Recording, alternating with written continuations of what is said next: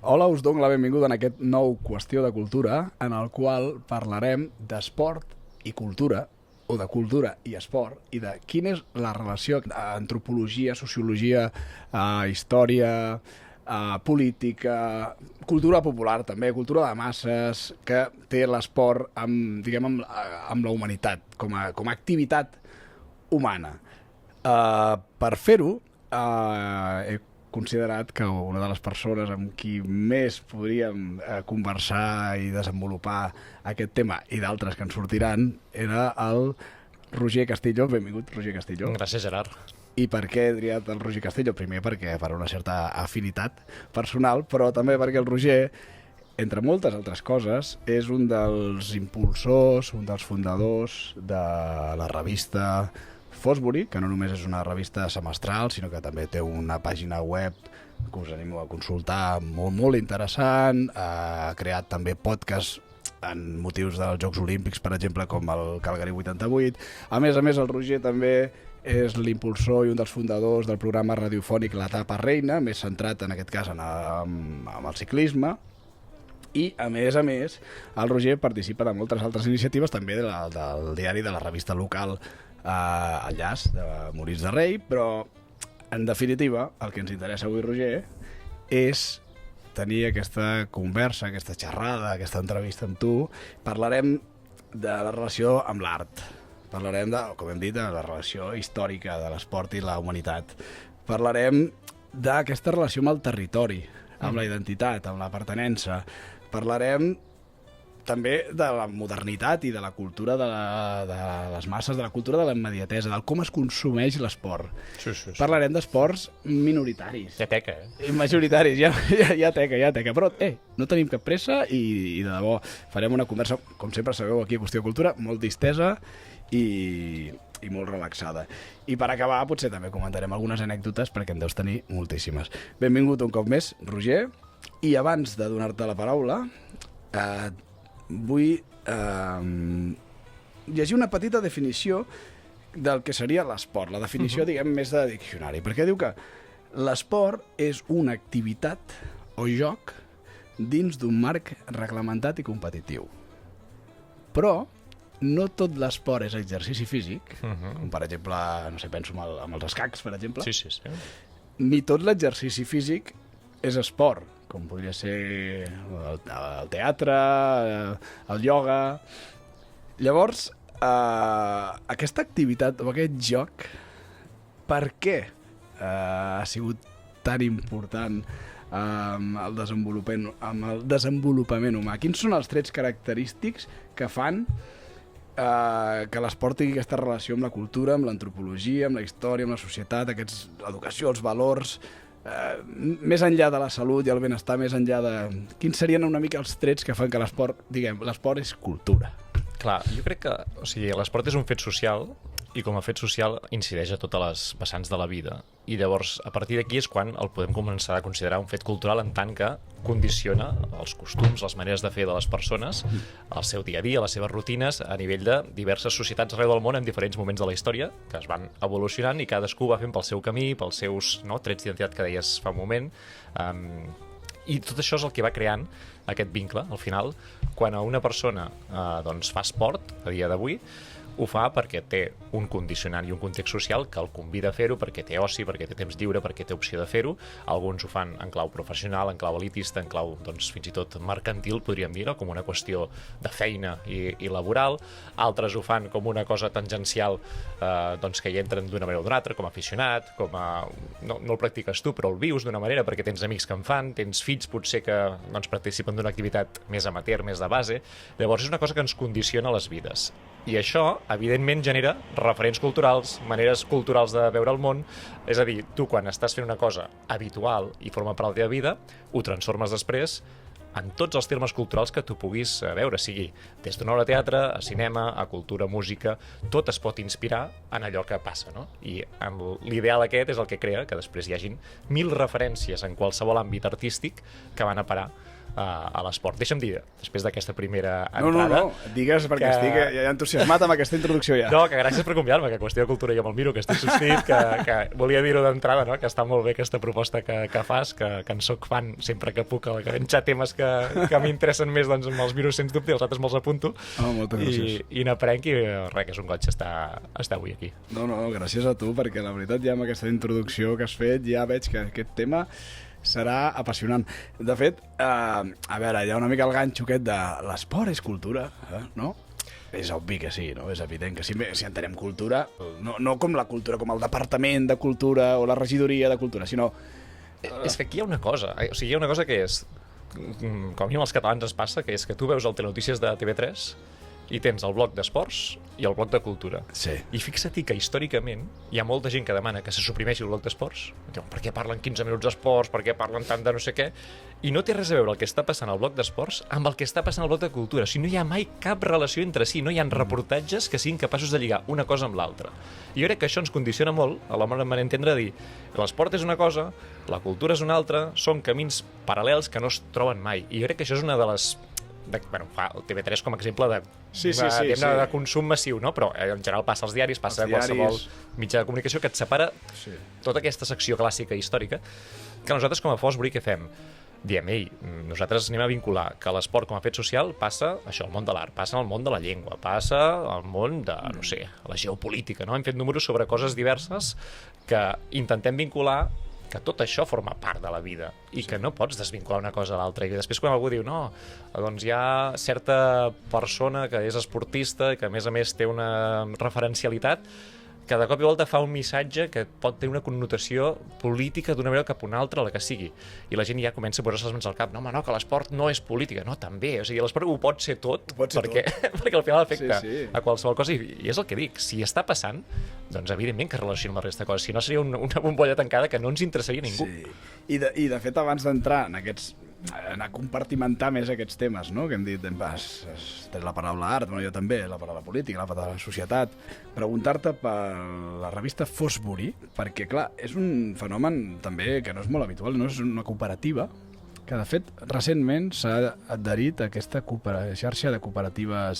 Sí, xarxa de mitjans cooperatius de Catalunya, que es diu Copmèdia, dels Països Catalans, i és un projecte que ens interessa perquè nosaltres, clar, al ser un mitjà que a darrere té una estructura cooperativa, doncs de vegades tampoc no trobes moltes referències en aquest àmbit perquè no és el més habitual, no? Però sí que n'hi ha bastants. Teniu associats, diguem, la gent es pot associar... La gent es pot, diguem-ne, sí, li diem socis, tot i que al final a la pràctica és com si fos un model de subscripció. És un model de subscripció, però clàssica, una mica amb un vincle diferent, no? Sí, intentem que hi puguin participar més. No ho fem massa bé, perquè som pocs, perquè anem superats per la vida, per la precarietat, no? per mil factors, però sí que la idea de fons hi és, i ens agradaria que poguéssim tenir una estructura prou forta perquè això es defensés després a la pràctica d'una forma més real o més propera a la gent que ens dona un cop de mà, que hi és, que li agrada el projecte, que vol formar part d'alguna o altra, i que a vegades nosaltres no els donem prou l'entrada perquè ho puguin fer tal com ens agradaria. I abans d'entrar en matèria, el nom de la cooperativa és molt curiós, perquè és la cooperativa Valentí 92. Explica'ns una mica per què aquest nom, perquè a mi em sona això un atleta dels anys 90, I no t'equivoques. Un atleta català, però per què es diu Valentí 92? Mira, nosaltres quan vam triar el nom de Fosbury vam ser agosarats perquè pensàvem, com a projecte periodístic, estem fent un salt d'esquena, com havia fet Dick Fosbury al Mèxic 1968, molt agosarats, molt ambiciosos, molt joves, no? Molta passió per explicar les coses al món i amb el nom, i dèiem, nosaltres, clar, un projecte com aquest, que no parla de futbol, que els resultats del cap de setmana li són absolutament indiferents, que només vol la història humana que hi ha al darrere, que hi ha el reportatge, no? L'entrevista a fons, enteníem que no era una cosa que s'estigués fent i per tant saltàvem d'esquena i a veure si hi havia matalàs o no, no? És una mica la idea de Fosbury al seu moment, doncs nosaltres la fèiem en l'àmbit periodístic, en aquest cas esportiu. Una idea innovadora també, perquè Fosbury en el fons... Correcte, ell canvia, no? Ell canvia la forma de saltar, no? Per tant nosaltres canviàvem la forma de... Aquesta és la idea de fons, val? I quan anàvem al nom de la cooperativa, ja portàvem uns quants anys d'experiència amb el projecte, ja havíem vist una mica cap on podia anar el projecte i vam dir, a veure, al final, el nostre projecte hem de ser humils i sensats amb el que és. És a dir, és un projecte que ens agrada molt, que la gent que el coneix, en general, el valora, ens fa un retorn bo, però també és veritat que té l'abast que té. i vam pensar, quin nom de cooperativa podríem tenir que s'ajustés al que ens passa, no? I vam pensar que Valentí 92 era un nom perfecte. Primer, perquè en 92 ens remet als Jocs Olímpics que es van fer al nostre país i que al final la Fosbury, si una cosa té, és que quan arriba als Jocs Olímpics embogeix com a projecte, s'amplia molt, hi ha molta més gent que està pendent, perquè al final podem ser referents d'aquest àmbit, no? De l'olimpisme i tot el que passa, perquè hi ha molts esports que al final els seguim més que altres mitjans. Ara en parlarem de l'olimpisme també, sí. I per molt de centrar-ho en un fet com això, 92, això tothom ho té clar, d'aquells esportistes que van participar als Jocs de Barcelona 92 en vam triar un que no li va anar gens bé, que va ser Valentí Massana. Valentí Massana va ser un crac, o sigui, va ser el millor del món a la seva disciplina, 20 quilòmetres marxa, de fet és campió del món l'any 93, per tant no és una història que acabi malament, al contrari, però l'any 92, pobre, es va quedar a les portes de l'estadi. En el moment clau. El moment clau, i a casa, davant la seva gent, i vam pensar, mira, és una derrota que ens defineix com a projecte. Com a país. Perquè, exacte, com a país, com a manera d'entendre el món, que les derrotes al final ens han construït, no? I el nostre projecte de Fosbury està ple de derrotes, no? Està ple d'intents que no han fructificat o que no han anat allà on volíem, però intentar-ho forma part del joc, no? I després, amb la vocació aquesta, que després de Valentí 92 hi pugui haver el 93, no? Que pugui arribar algun dia allò que el format acabi agradant encara més gent i que més gent ho pugui conèixer i que, per tant, allò que fem doncs, tingui més repercussió. I aquesta és una mica la idea de fons, no? D'acceptar la derrota d'entrada i a veure cap on ens porta. No, em sembla fabulós que ja des de l'inici tinguéssiu tan clares, encara que tu em diràs no tenim clar res i fem el que podem, però que des de l'inici tinguéssiu tan clar el concepte, la visió, no? I amb aquesta perspectiva que volíeu nova que volíeu donar a la visió de l'esport. Doncs, si et sembla, dèiem això, aquesta relació d'esport-cultura, cultura i esport, una molt interessant per començar, per fer una panoràmica més històrica, però aquesta relació de l'esport amb l'art, perquè a l'antiguitat, sobretot Grècia i Roma, bàsicament, la distinció entre art i esport no era tan... Aquesta combinació d'aquestes les dues grans expressions de la cultura, podríem dir, no eren tan diferents ni del desenvolupament humà, i llavors... podríem dir que a Grècia era una cosa com més sacralitzada, no? Aquesta visió de l'esportista com una cosa més espiritual, podríem dir, i a Roma hi ha la part més del show, de l'espectacle, també, que jo crec que uneix molt bé la visió d'Occident. Sí, a Grècia i Roma, els clàssics, els grecollatins, diguem que es defineixen molt bé la cultura occidental, amb la visió de l'esport jo crec que també, que és la que tindríem aquí. Explica'ns una mica aquesta visió més de l'antiguitat primer, una mica de la relació entre esport i cultura. És a dir, jo crec que del que ens ha quedat, és a dir, del llegat que en puguem extreure d'aquella època, sobretot potser la Grècia clàssica guanya en aquest sentit, perquè potser és qui marca més els patrons que després volen emmirallar-se en aquell moment. Els Jocs Olímpics, no? Atenes. Aquí hi ha un tema clau que són Jocs Olímpics, hi ha un altre tema clau que és la part més artística pura i dura, de com l'esport també ajuda a fer evolucionar l'art, però si vols comencem per aquí, que és que al final tu tens uns Jocs Olímpics clàssics al seu moment, a Olímpia, no? Cada 4 anys aquest concepte ja existia, es va fer durant dècades i dècades i dècades, al final estem parlant del segle VIII abans de Crist que comencen fins al segle IV-V, que és quan ja comencen a morir, com la pròpia Grècia clàssica que comença a davallar, no? Per entendre'ns. Sí. Jo crec que és un projecte que neix en clau esportiva, que hi ha curses, que hi ha llançament de disc, salt de llargada, lluita, van apareixent competicions que al final, a dia d'avui, continuen fent-se d'una manera o d'una altra, no? Amb certes similituds o fins i tot de vegades amb certa exactitud històrica. En altres casos, evidentment, han canviat molt. Sí. Però allò que és el cos, la ment, la bellesa de l'ésser humà, de l'home grec clàssic, per tant estem parlant d'una cosa molt reduïda a nivell de persones reals que entenguessin que era allò que hi poguessin participar i que en fossin coneixedors. O sigui, això és una cosa que la història l'escriuen els vencedors i en aquest cas és evident que la majoria del món en aquell moment no en tenien idea que allò estava passant, no? Això és una cosa que hem d'assumir com a certesa. Però sí que és veritat que la gent que anava allà, tots aquests ideals els va creant, els va conformant, clar, com que són moltes edicions dels jocs, és una cosa que va quedant. També hi ha uns jocs femenins, no podien participar les dones aquells, però n'hi ha uns altres paral·lels que s'acaben creant perquè les dones també tinguin aquest punt de participació pública a través de l'esport, i aquestes idees van calant, fins al punt que l'art, que està mirant-se allò doncs, com una part això més sacralitzada, o sigui, forma part de la més cultural, com un fet una mica eteri, podríem dir, hi ha un moment que diuen, ei, estem intentant crear espais de treva, espais de pau, espais de fraternitat, entre gent que ve de diversos llocs per coincidir a Olímpia. l'art també ha de ser això. I comencen a introduir competicions artístiques dins d'aquells jocs de la Grècia clàssica. A l'antiguitat, estem Clar, parlant. i llavors és interessant perquè hi ha això, des de competicions de música, d'actors, o sigui, hi ha coses aquestes que es van introduint de mica en mica en aquells Jocs Olímpics. I va creant aquesta imatge de esport i art és una sola cosa, es fa al mateix moment, hi ha gent que competeix, primer salta però després pinta, no? És a dir, això pot passar allà. I crec que això acaba marcant que els artistes de l'època acabin tenint allò com una referència absoluta. I, per exemple, el discòbol de Miró, que estem parlant de segle V abans de Crist, és una obra d'art preciosa, estupenda, que a dia d'avui encara la mirem i caiem de cul a terra, no? És una cosa increïble a nivell tècnic, però que genera una mica la resposta del moment, que és que l'esport et generava un moviment que l'artista havia de saber captar. I això era un repte que fins llavors no hi era. I és l'esport el que genera aquest estirar el fil de que l'artista digui tens el repte d'aquest moviment de llançar el disc, o aquest de córrer, o aquest de saltar, caça'l, enganxa'l, sigui doncs, pintant, sigui amb una escultura. I això pels artistes passa a ser doncs, un al·licient molt gran, perquè no estaven acostumats, eren molt més estàtiques les obres. I haver de fer el moviment de captar-lo i de transmetre'l, clar, genera que molta gent, diguéssim, millori els seus estàndards previs i l'art també esclati i que sigui molt més important. No? I llavors jo crec que és un punt d'eclosió absoluta, que per això dic que potser la Grècia clàssica en aquest sentit m'interessa més a nivell històric perquè passa tot alhora, no? És com estàs fent esport, estàs fent art i una cosa arrossega l'altra. A Roma, que al final Roma el que fa és agafar els models hel·lènics, no? I en tots els aspectes, Sí. I Roma, diguem, jo feia la comparativa amb l'espectacle, sí.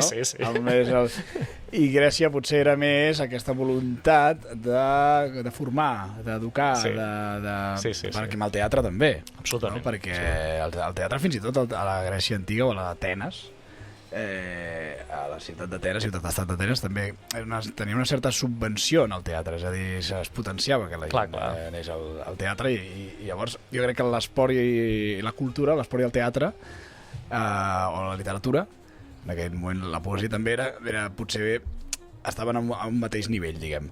Llavors, fem un salt una mica més endavant, però més apropant-nos cap a finals del XIX i segle XX, abans de la fundació dels Jocs, o en paral·lel amb la fundació dels nous Jocs Olímpics, ja tenim aquest personatge històric que és Pierre de Coubertin, que és el baró de Pierre de Coubertin, que aquest filàntrop, aquest historiador, a més, que clar, ho has comentat abans, ho anava a dir, però ja ho has dit tu, que aquesta mentalitat de competir, en aquell moment eren ciutats-estats, però bueno, no eren els estats moderns, era Grècia, Esparta, no?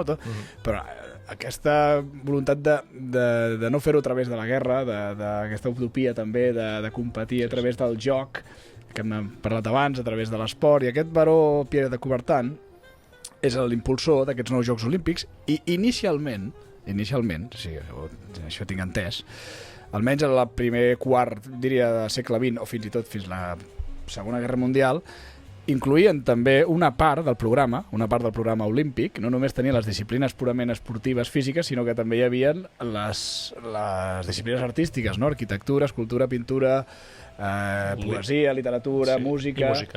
I música, no? Sí. Això és molt interessant, també, perquè ja els Jocs Olímpics, originalment, els nous Jocs Olímpics, primer que els primers es fan a Atenes, no? Sí. Neixen també amb aquesta voluntat que després veig que va evolucionant. Sí, i a més és divertit perquè ell ho tenia al cap des del principi i li va costar una mica convèncer la gent. És a dir, ell va convèncer primer a través de l'esport, això, no? 1896, Jocs a Atenes, fem competicions esportives, hi havia, evidentment, molt més grecs que la gent d'altres països, després passen a París, després a Sant Louis, que la cosa sembla que està a punt de morir perquè no funciona, troben la idea de, tornem a fer el 10è aniversari dels Jocs, tornen a fer uns Jocs a Atenes intercalats, que no són oficials al llarg de la història, però el 1906 hi ha uns segons Jocs a Atenes per veure si la cosa remuntava, i és a Londres 1908 que comencen a sí que la idea sí que està funcionant, mantenim això dels 4 anys, intentem que la cosa funcioni, englobem noves disciplines, nova gent. A Estocolm 1912 sembla que la idea està prou consolidada perquè el baró Pierre de Coubertin, que tenia moltes virtuts i també molts defectes, perquè és un personatge que engloba moltes coses i el focus històric el té molt posat a sobre, tenia una idea al cap que és aquesta que deies, no? Que l'art formés part dels jocs, i ho tenies del principi. I no li semblava bé que fos a través d'una exposició universal com havia passat, no? Vinculant Sant Louis, tens allò a sobre i has de fer una cosa simultània amb l'altra. Ell això no el convencia tant com que el mateix esportista quan anava allà, o els que acompanyaven els esportistes poguessin mostrar el seu talent artístic, no? I en diverses assemblees del Comitè Olímpic Internacional els va acabar convencent que això era important. I és a Estocolm, 1912, quan apareixen aquestes competicions artístiques, aquestes 5 que citaves, i és divertit, i deixa'm entrar en una anècdota no és des de l'inici, és del 1912. És des del 1912. Al principi li costa, perquè ell ho va dient, però no li fan massa cas, perquè diuen, en un moment hem de consolidar aquesta idea perquè no sé on va, potser se'n fan uns, ja no n'hi ha dos, no? I potser un altre país ho vol fer i no funciona.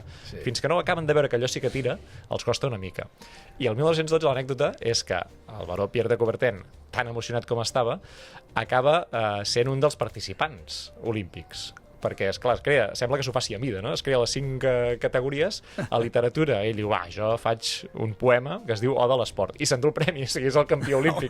I llavors és increïble veure que Pierre de Coubertin es va haver d'inventar això, no?, per ser campió olímpic ell mateix, perquè no havia pogut ser a la pista, no? I sempre vaig provar amb això, però és veritat que té un punt de conya de que tu participis al primer i et donin el premi a tu, no? Que això és una cosa divertida. I abans també has utilitzat, has parlat d'aquesta utilització del moviment, de l'energia, que utilitzaven els escultors, els pintors, i a més aquesta època que parlàvem ara de finals del 18, finals del 19, principis del 20, ja totes les avantguardes artístiques, no? Sí. I hi ha diverses avantguardes, no? L'expressionisme, però concretament aquest corrent, aquest moviment que és el futurisme, que també veu molt dels esportistes, d'aquesta cosa física, de la velocitat i de l'energia.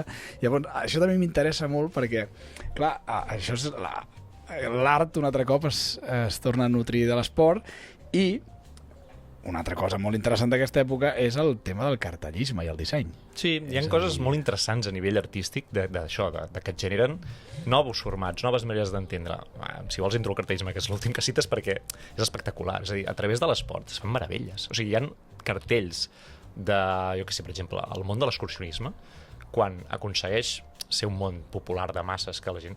Hi ha cartells preciosos, però preciosos absolutament, que s'escapen d'aquests fenòmens més globals o més pes mediàtic. És a dir, són coses ja petites, però que tenen un cartellista de luxe que els fa cartells aquí a Catalunya mateix, que es poden consultar a dia d'avui arxius de la Generalitat de Catalunya, i que tens... O sigui, a mi em meravella que hi hagi clubs excursionistes molt petits que fossin capaços de fer cartells com aquells, perquè és que ni la IA ara mateix és capaç de fer allò, no? I sí que és veritat que quan els Jocs Olímpics mateixos o grans competicions esportives del moment, siguin doncs, mundials de diversos esports que comencen a néixer en aquesta primera meitat del segle XX, quan han d'anunciar-se, es busquen els millors cartellistes, i els cartellistes volen participar de l'esport perquè tenen aquesta capacitat de transmetre això, moviment, idea de nacions arreu del món, o sigui, llocs concrets. Tot això ho baixes amb l'estil de cadascú, i una època que si comences a mirar cartells als anys 30, entens, però per donar i per vendre d'àmbits diferents, d'una potència brutal. Això també ens diu una mica, clar, en que l'esport estava convertint-se també en una cultura més massiva, més de masses, que necessitava també aquestes expressions, aquesta difusió, no? Que això ara hi arribarem. I abans d'arribar a aquest tema de la cultura més de masses, perquè clar, també la revolució industrial que passa al segle anterior també fa que introdueixin nous esports, noves maneres de producció, per dir-ho d'alguna manera, de l'esport. Però el que m'interessa molt d'aquesta part artística, o aquesta primera part que hem parlat més de la relació de l'esport i art també, són les pròpies disciplines dins l'esport. Això és que em fascina, no? No ho conec gens, ho conec poc, diguem, però el tema de les arts marcials, per exemple. Jo crec que hi ha 3 grans... Bueno, no ho sé. Almenys visualitzo que seria el tema de les marcials, no? Que menja una mica a part, i ja ho diu la paraula, art marcial, és un art. Llavors, tot el tema de la natació i la gimnàstica rítmica, inclòs també et podria dir el patinatge artístic, no? Que ja ho diu la paraula, patinatge artístic. Clar, l'art marcial per aquesta cosa més, diguem-ne, espiritual, la disciplina, tot això, aquesta part no visual, artística. Després, la natació i la gimnàstica, perquè són indissociables de la música. És a dir, si no hi ha música, no hi ha sincro. I si no hi ha música, no hi ha patinatge artístic. I després la gimnàstica rítmica. O sigui, m'interessa molt també aquesta part de tot el que hem parlat amb l'art, però directament de la disciplina esportiva, que és art en si mateix. Clar, hi ha disciplines esportives que, com bé dius, el nom ja t'ajuden, no? O sigui, t'ajuden molt a dir, mira, això deu tenir vincle amb l'art perquè es diu gimnàstica artística, natació artística... Art marcial. Exacte, o sigui, dius, i vas de patinatge artístic o patinatge artístic sobre gel, això, no? O sigui, que en tens moltes opcions i que ja t'ajuda molt a situar que alguna cosa rara passa allà, no? I llavors, hi ha una part de l'esport que, el que dic d'aquest vincle entre cos, ment, bellesa, aquesta idea, i és permanentment. Hi ha, evidentment, disciplines que no t'ajuden a creure-hi ràpid, però altres que sí. I tot el que és això, moviment, hi ha un vincle entre aquest punt de ballar i d'esport que ara a dia d'avui, per exemple. O sigui, tenim disciplines que són ball i que són esportives pures i dures. És a dir, el ball esportiu és una de federacions esportives reconegudes a la Unió de Federacions Esportives de Catalunya i també a nivell mundial, no? Són coses que tu d'entrada diries, home, però si la gent està ballant. Sí, però del ball molts esports l'han portat cap al seu terreny i l'han volgut incorporar. Per què? Perquè molta gent va parar a l'esport com una part, el que dèiem abans, no? com una part d'expressió corporal, com una part de moviment, i que al final això acaba sent competició. Hi ha esports que han sabut, diguéssim, vinclar això, arrelar-ho, a tenir les dues vessants, la física i aquesta més artística. Aquesta distinció, perdó, que feia a l'inici, no? Que, clar, la distinció entre esport com a joc, activitat, però exercici físic o moviment físic, perquè clar, aquí la frontera...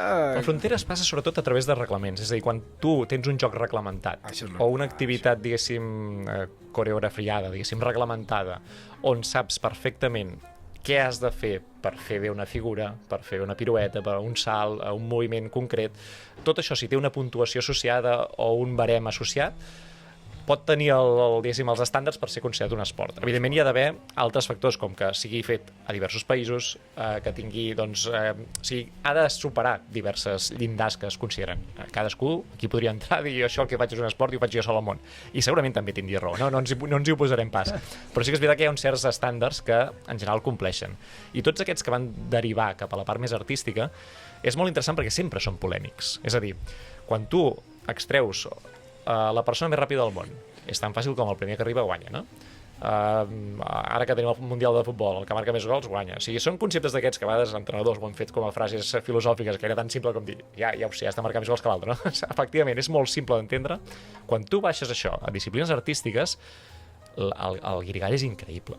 I per molt que ho tinguis reglamentat, que sàpigues perfectament que si tu saps aquella, tu depens d'uns jutges, d'algú humà que jutja allò que estàs fent, i que segurament si en aquell moment hi hagués una altra persona allà, d'una altra cultura diferent, amb un altre bagatge, amb una altra mirada, et puntuaria diferent.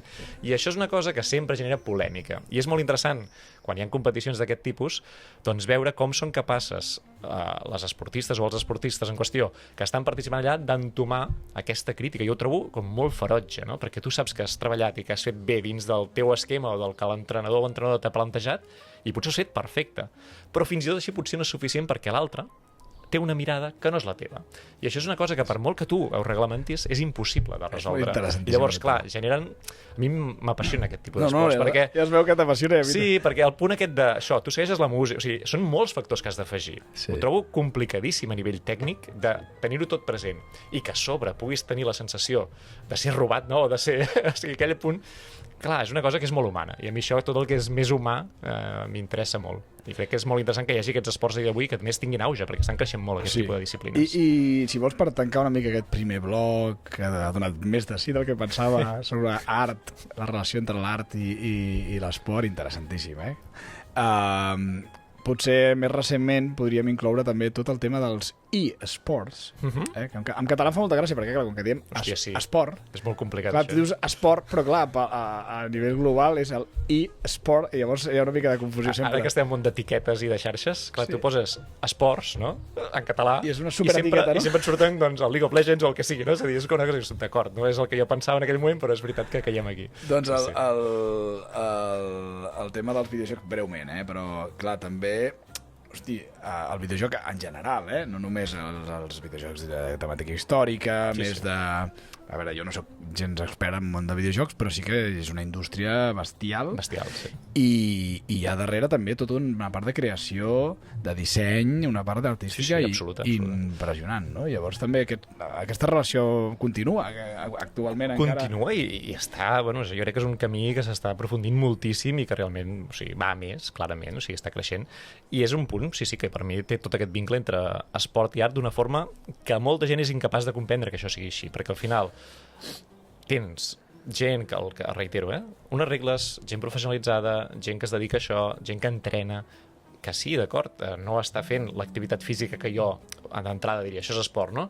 Però és veritat que tenim altres disciplines, abans deies els escacs, tenim el billar, tenim altres disciplines que no necessites una preparació física a la petanca, és a dir, que pots estar físicament més o menys doncs, estable en un lloc i participar d'aquell esport. Doncs amb això, amb els eSports, és increïble el que s'està creant a nivell esportiu. Jo no és una cosa que m'apassioni, o sigui, no és una cosa que vulgui seguir més endavant en parlarem, però és veritat que tota la part de creació de videojocs, i a més quan hi ha tants que també estan vinculats a esports ja reals, no? És a dir, tu tens ja ara molta opció de fer l'esport així o l'esport de l'altra banda, no? La cara B, no? Com un món paral·lel, no? Sí. Doncs això és veritat que hi és, i a mi això em remet molt, i deixa'm acabar amb aquest tema d'art i esport, cap a una cosa que a Catalunya tenim molt, que són els clubs esportius, les entitats esportives de tota la vida, o els clubs i entitats que no són esportius o que no els considerem com a tals, i el vincle que hi ha entre ells. Perquè si tu vas a un Ateneu, o vas a un foment, a una cosa històrica que tots els pobles el tenen, fixa't que sempre tenen la secció de fotografia, la secció potser més científica, potser tenen un museu, potser tenen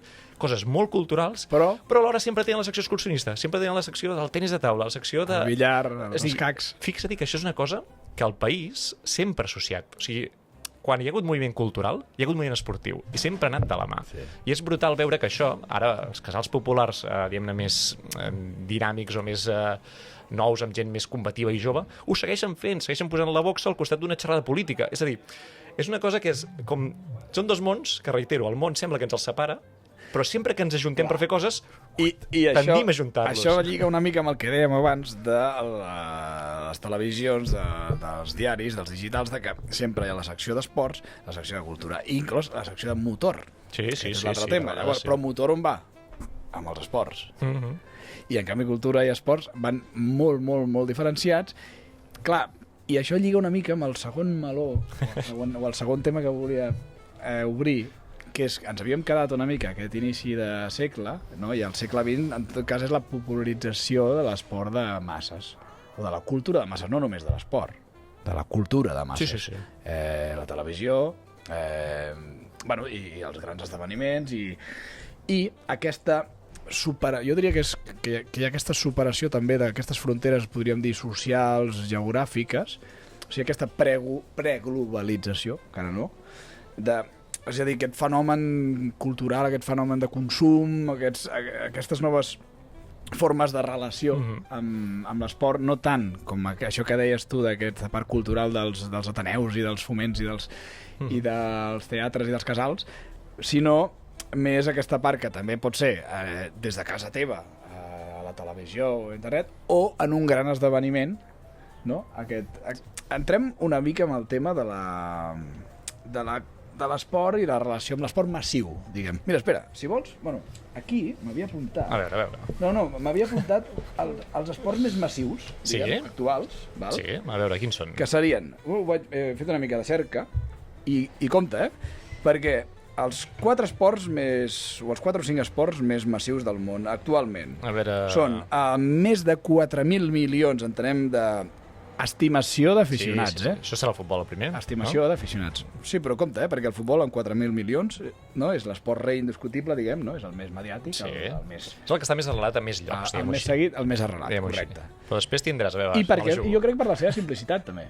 Perquè al final pel futbol amb una pilota i... Sí, és molt fàcil d'arribar. És molt fàcil, no? Sí. Després, el críquet. El críquet, és que t'anava a dir, perquè tens un volum de gent... 2.500 milions. Hi ha països que són massius, que el cricket és la vida. Índia, Clar. Pakistan... I només per això hi ha països que no l'han provat mai. Aquí... però en canvi, per volum de població, només per això ja t'hi portes. Només amb Índia, Pakistan i Bangladesh, diguem. Sí. Ja ho tens després, fet. Clar, Ja ho tens fet, sí. Òbviament, el Regne Unit i Austràlia també. No? Després podem entrar amb el concepte Commonwealth i les seves influències amb l'esport. Home, perquè dona de si. Després vindria molt seguit el cricket, el bàsquet, però sobretot impulsat per la NBA, però també molt a Europa. Sí. Que, clar, a diferència d'aquests esports que hem dit, el bàsquet és més com la intensitat, no? I té com molta penetració més a nivell urbà. Sí. Després, el quart és molt seguits, cricket, bàsquet i hockey, tant herba com gel. Tot pel mateix, sí. Clar, el de gel, òbviament, més a l'Amèrica del Nord, no? Canadà, Estats Units, Sí. i el d'herba també, tornem a la Índia i tornem a aquests països més massius. I després, més distanciat ja, però 1.000 milions d'aficionats, que no és poc, és el tennis. El tennis, que diguem que de tots els que hem dit és l'únic que és individual. Sí. Això és interessant, també. I que ha guanyat pes a través del mediatisme. De la televisió. Sí. Amb el, com li diuen, amb el Grand Slam. Sí. No, tenen cuidat des de fa molts anys i són guanyat a pols, diguem-ho. Perdó, és que volia fer aquestes... Sí, molt interessant. Entrem una mica amb el tema aquest de la relació amb l'esport de masses i cultura popular, diguem. De la llista d'esports que has dit, és interessant perquè el tennis, de tots ells, és l'únic que ve d'una arrel més burgesa, més adinerada, més d'un cert moment històric que ens porta a l'esport burgès, que és el previ a l'esport de masses. És a dir, hi ha un moment històric que és finals del segle XIX, que tenim la gent que té temps, capacitat econòmica, instal·lacions, diguem-ne, disponibilitat per fer-ho, que és molt poca i molt reduïda, que és qui es comença a inventar esports a nivell això de reglament i de manera de fer. I s'inventen la vela, l'hípica, el tennis, el bàdminton, el tir. Són esports que no tothom hi té accés, òbviament, i que per tant necessita ser d'una classe social concreta i tenir uns condicionants concrets dins d'aquella classe social per poder-lo practicar. Això és el primer, o sigui, el primer que arriba. I quan arriben als Jocs Olímpics tot això s'incorpora en massa i s'hi afegeixen elements que sí que poden tenir un punt més popular com l'atletisme, la gimnàstica, tot i que no ser-ho del tot, perquè qui té accés a allò, reitero, és gent molt concreta en aquell moment. Hi ha una cosa que, per explicar l'esport de masses, necessites tirar enrere aquesta mateixa època i veure com el moviment obrer està aconseguint victòria rere victòria. No dic que sigui una victòria que històricament ens hagi portat a la glòria definitiva, però és veritat que hi ha un moment clau a nivell històric que el moviment obrer s'organitza a través de 1.000 accions possibles i que guanya temps, guanya vida, guanya qualitat de vida i sobretot això, temps lliure com a concepte. O sigui, el temps lliure és una victòria al moviment obrer i que és el preludi a que pugui accedir l'esport de masses a la gent. Sense això, seguiríem igual, és a dir, seguiríem la majoria de gent sense cap mena d'opció a la nostra vida de veure esport, i de fer-lo, potser veure'l sí, perquè en el món actual evidentment ens toca consumir, no? I per tant hi som, però no l'hauríem entès com a tal, com una cosa pròpia. Et faig un petit apunt. És que m'ha vingut al cap. Veig un paral·lelisme claríssim amb el cinema. Clar. El cinema neix a partir de l'oci de la classe obrera i neix primer com un espectacle de fira, com un espectacle com la màgia, com un il·lusionisme, i després es va convertint en una disciplina artística, però també neix d'aquest consum de masses de la classe més o menys a la mateixa època. Clar, si una cosa porta a l'altra, és un moment històric, i el moment històric et deriva que neixin coses i passin coses, i llavors això és fenomenal perquè t'arriben coses noves, i quan la gent té accés al temps lliure no té accés a anar amb un veler, no té accés a tenir un cavall. O sigui, això no va una cosa lligada amb l'altra. Ara, sí que va que quan arriba una pilota i la pots xutar, puguis xutar-la tu també, no? Sí que va que quan arriben les bicis, que ja comencen a ser una mica més assequibles... Un mitjà de transport de classe obrera. És un mitjà de transport que et permet evitar altres mitjans de transport barat, que depèn de tu, de la teva energia, i que per tant et permet ser lliure i anar a llocs on no podies anar abans. És a dir, quan apareixen aquest tipus de coses és quan la boxa és una cosa que la gent, o sigui, porta a si mateixa, no? Hi ha baralla, no sé què, sí, però si vols fer l'esport bé, has de saber la tècnica. Hi ha gent que vol saber la tècnica per evitar baralles, però alhora també perquè l'esport el porta cap allà. I que té temps per aprendre aquesta tècnica. I té temps perquè pot fer això. Sí. Llavors, per mi, això, futbol, ciclisme, per aprendre boxa... o per anar-la a veure, clar, per les dues coses. Quan la gent comença a practicar-ho, és quan la gent també veu el que fan els que en saben més. És a dir, és capaç d'entendre que aquells que juguen a futbol i marquen tants gols i ho fan també al seu equip, és que són tenen no només el temps, sinó l'habilitat i la tècnica suficient per fer coses que ells no podien fer. Sí. Amb el ciclisme, quan veuen que van tan ràpid alguns dels seus referents, es queden amb la boca oberta i surten als carrers a animar-los perquè entenen que això ells serien incapaços de fer. Amb la boxa, quan veuen com encaixen cops i continuen dempeus sobre el ring, els passa exactament el mateix, és a dir, es creen ídols, es creen aquesta vocació, allò, els pavellons s'omplen carreteres, s'omplen estadis, o sigui, és una època anys 20, anys 30, que tot esclata. O sigui, jo crec que esclata tant que és allò de dir, quan arriba la guerra civil aquí, o sigui, és com s'estronca una mica tot i és una mica el fet històric també. Hi ha un moment d'eclusió màxima i de replegament i costa que després, evidentment, això segueix per de masses, serà la prèvia... però mola molt veure el fet històric. No, i tant, i aquesta serà la prèvia, aquesta eclusió dels ídols que has dit i dels referents, no? Que serà la prèvia al marxandatge, a la publicitat, al volum de negoci. I abans, una cosa, clar, a la institucionalització de l'esport, no? Perquè de cop i volta es crearà la federació de boxa, no? Per exemple, sí. Federació de futbol, la federació de bàsquet. Clar, la institucionalització de l'esport amb aquestes entitats o amb aquestes... A veure, tot això com neix i que... com influeix i com afecta el desenvolupament de l'esport i del consum de l'esport. No sé si sóc capaç de definir-ho prou bé, però... Bueno, fes el que puguis. No, segur que ho faràs millor. Ara estem celebrant aquests anys molt centenaris, justament de federacions, no? Perquè passa tots els anys 20 d'això, la federació de rugby, no? Doncs, clar, que arribi aquí el rugby, que la gent se'l faci seu i que després la gent hi participi, s'organitzi i vulgui organitzar tornejos, genera un procés de temps. Quan arriba, que ja hi ha molts clubs, s'han d'organitzar. És a dir, tu pots fer lligues, però no saps ben bé quants són els altres, si vindran tots. O sigui, necessites que si tu quedes un dia per fer un partit, sigui seriós. I quan això ho necessites, doncs hi ha clubs que ho fan ràpid, altres que desapareixen al cap de 3 dies perquè, evidentment, no tenien una base sòlida al darrere. I hi ha qui pensa, és necessari que ens organitzem, doncs sigui a nivell de poble, a nivell de ciutat, a nivell de comarca, a nivell de país, a nivell del món, no? I és quan comencen a néixer totes aquestes federacions que pensen reglamentem bé l'esport des d'aquí. Llavors hi ha esports que neixen d'un país i d'allà van cap al món. Altres que simultàniament estan fent-se a diversos països i són federacions internacionals que estan creades i que decideixen dir, ei, fem-ne una de sola, perquè és que si no, cadascú posarà les seves normes i no ens entendrem el dia que vulguem doncs, que els d'Àustria i els de Portugal ens trobem per fer un partit, no? Perquè és que farem normes diferents i seran esports ja que no podrem dir-los pel mateix nom. Tota aquesta necessitat de reglamentar al final ve d'aquí, ve d'entendre's i d'intentar marcar doncs, que hi hagi un camí, diguéssim, un rumb comú per tothom que practica això. Hi ha federacions internacionals interessantíssimes, com la de tenis de taula, per exemple, que neixen amb aquesta vocació i que de seguida es fan internacionals i que tenen gent a tot arreu. Hi ha d'altres que s'han quedat doncs, molt arrelades a un sol país o a 2 o 3 països i que d'allà els ha costat moltíssim fer passos per entendre que allò podia ser també divertit a altres llocs del món. Depèn del tipus d'esport, depèn de les facilitats i sobretot depèn de l'ambició de les persones que estaven al davant. Jo crec que hi ha gent que va liderar naixement de federacions diverses que devia tenir una energia sobre increïble. És a dir, jo tinc la sensació de certa gent del moment que devia ser d'aquella hiperactiva absoluta de vull fer, faig, tinc temps i gasto tota la meva energia en allò. Hi ha altres que segurament tenien més vida per d'allò i que es nota, no? Perquè no tenen aquesta capacitat d'impulsar un esport que pot ser tan atractiu com l'altre, però que segurament van fallar en la persona que el liderava en el seu moment i no van tenir capacitat de passar la mà per la cara. És que la figura del visionari, aquell accident, que aquella persona en el moment... Sempre hi ha això, en el lloc i el moment adequat... Sempre hi ha un punt d'això. Sempre hi ha el punt de l'atzar de la història, no? Sí, sí. I ja per anar tancant aquest tema de la cultura popular i de masses, com que hem anat veient com es va creant aquest trencament d'aquesta frontera que jo deia social però també geogràfica, arribaríem un altre cop, tornem a reiterar, el tema dels esports, dels eSports un altre cop, perquè, clar, ara, abans ho has comentat tu, no? Ja comencen a competir amb els esports més clàssics, no? Abans has fet... És que jo no ho controlo gaire, això del League of Legends, no? Tot això que és com...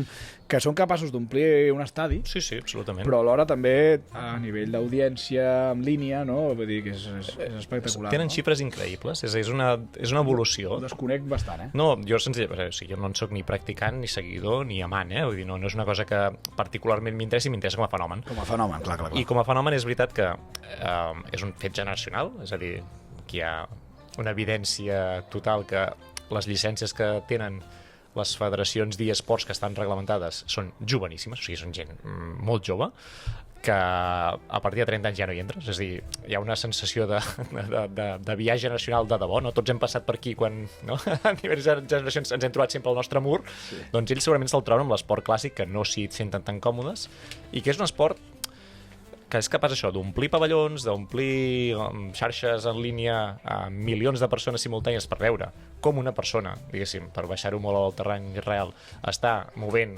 diguéssim, el joystick, el ratolí o el que pertoqui, no? Les tecles del teclat, durant una estona, amb una realitat virtual, que és que un senyor potser està matant un altre senyor a la pantalla i ja està. És a dir, que pot ser una cosa tan simple com això, però que ells són capaços de construir l'estructura empresarial darrere com si fos un esport tradicional de tota la vida. Si això no canvia, és a dir, el que deies abans d'anar a parar com institucionem les coses i com en fem, diguéssim, màrqueting i en fem promoció, ells deixen amb això fet. Ells deixen amb aquesta base apresa, però indescriptiblement. I són molt capaços de fer campanyes que arriben a tothom, que transmeten, a tothom de la seva generació, diguem-ho així, i que transmeten doncs una manera de fer o uns valors o unes sensacions amb qui aquesta generació, o una part d'aquesta generació, s'hi sent molt còmoda i vol participar-hi.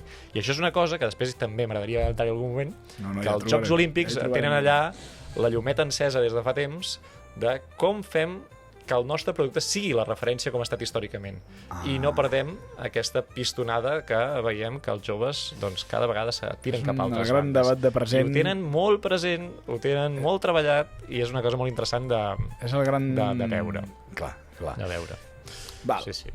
Llavors, per canviar de tema, per canviar de bloc... Hosti, perdó, abans que hem fet aquesta relació d'esports dels esports més massius, vaig llegir també que, a part que hem parlat de futbol, del críquet, de bàsquet, tenis, hem dit que aquest era el top 4, hi ha la natació, que es veu que es considera està considerat l'esport més practicat o l'esport no més seguit, perquè és ben curiós el cas de la natació. Hi ha un tema de llicències aquí. És a dir, de vegades quan es fan aquestes llistes es fixen només en les llicències diguem-ne oficials. Hi ha esports que piquen la porta i diuen ei, quanta gent neda al mar? Quanta gent neda a la piscina sense fer, diguem-ne, esport com a tal perquè no està federada? Quanta gent surt en bici? Quanta gent surt a córrer? I llavors aquí hi ha moltes coses de... Quanta gent està apuntada al club de natació, no? Sí, és a dir, és important entendre aquesta idea. Llavors, quan sumes això, no? Per exemple, clubs, gent que és sòcia d'una cosa, potser aquella persona és que al final va allà al gimnàs i fa spinning. És a dir, no ho sabem, no? Però si tu mires coses d'aquestes, els agregats de vegades són molt enganyosos. De fet, hi ha també qui diu que la petanca és un dels top 3. És a dir, a França és espectacular. A nivell de practicants del món, hi ha gent que et defensa que està al top 3 de practicants d'esports. I és difícil de negar. És a dir, veient que hi ha molta gent d'una generació que no està associada, diguéssim, a res, però que juga a petanca en el seu dia a dia, cada dia, és difícil de negar. Els escacs, si sumes aquesta part d'eSports que dèiem ara, de molta gent que hi juga a través d'online, i gent que hi juga, evidentment, doncs, al carrer, al seu club o allà on sigui en tornejos socials, quanta gent juga a escacs o sap jugar a escacs? O sigui, llavors és aquell punt de o limitem a la part competitiva més clàssica i intentem per la llista, o obrim melons que costa molt de tancar. Sí. No, a veure, més aviat ho deia com un fet curiós, de que he pensat que, clar, és que la natació està en aquell punt que no saps ben bé si és un esport massiu o no. Doncs, com et deia, obrim aquest tercer bloc, o aquest tercer tema, que m'agradaria parlar també de la relació interessantíssima entre l'esport i territori, esport i identitat, i sobretot dins aquest món global i aquests conceptes com més de la localització. I, clar, perquè l'esport, en el fons, també és com un pont emocional, no? Això és el que volem que sigui. Passional, això és el que volem que sigui, i no deixa de ser un pont, clar, a nivell social, a nivell polític, aquest sentiment de pertinença local o d'un barri, d'una població, d'una regió, d'una nació, d'un estat. Sí. No? I clar, aquesta dicotomia amb la globalització. I també, en aquesta època més nostra, o més recent, més postmoderna, en tots els sentits de la paraula a nivell sociològic, clar, on les identitats, diguem, on hi ha aquesta fragmentació de la postmodernitat, l'esport et dona aquesta identitat també col·lectiva I aquesta part de pertinença i d'inclusió i de sensació de pertànyer que també és molt interessant. Llavors, sí, m'agradaria obrir una mica el tema de l'esport en relació al territori i diguem, a la identitat. Diguem. És fascinant. O sigui...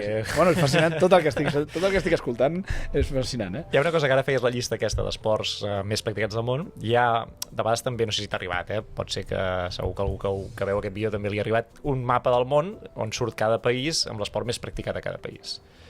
I tu te n'adones que el futbol, el que dic, no, l'atac està molt estesa perquè doncs, sobretot a països d'Europa, d'Àfrica, està doncs, a Amèrica del Sud sobretot també, doncs, és massiu, però és veritat que és divertit veure que el mapa té els seus colors diferents i que cada lloc té el seu què.